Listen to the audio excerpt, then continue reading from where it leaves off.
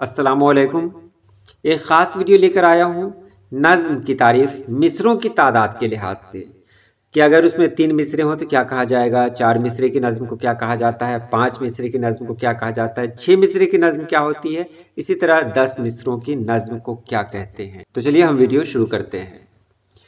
सबसे पहले हम नज़्म के बारे में जान लेते हैं। कलामे मौजू को नज़्म कहते हैं।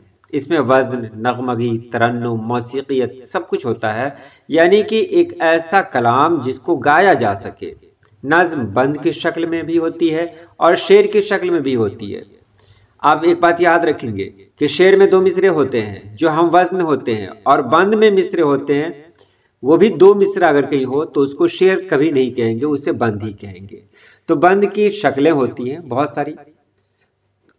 एक सवाल आया था कि क्या नज़्म 2 मिसरों की हो सकती है? बिल्कुल 2 मिसरों की नज़्म हो सकती है। बहुत सारी ऐसी मिसालें हैं जिसमें 2 मिसरों की नज़्म हुई है, लेकिन उन 2 मिसरों को शेर कभी नहीं कहेंगे, इसको याद रखें। तो अगर 3 मिसरे की नज़्म हो तो उसको क्या कहा जाता है? मुसल्लस, यानी उसका एक बंद 3 मिसरों का हो तो उसे मुसल्लस कहते हैं। 4 मिसरों की नज़्म जो होती है उसको मुरब्बा कहते हैं।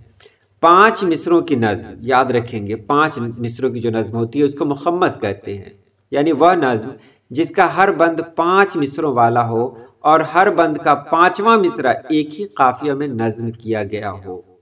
ये तो जानना जरूरी है, जिसमें 4 में अलग अलग कुछ हो लेकिन 5वां में वही काफिया होना चाहिए। पहले 4 मिसरे हम वज़न होते हैं, उसे नज़्म खम्सा भी कहते हैं, इसको याद रखेंगे, इसे नज़्म खम्सा भी कहते हैं। उसके बाद बात करते हैं मुसद्दस की।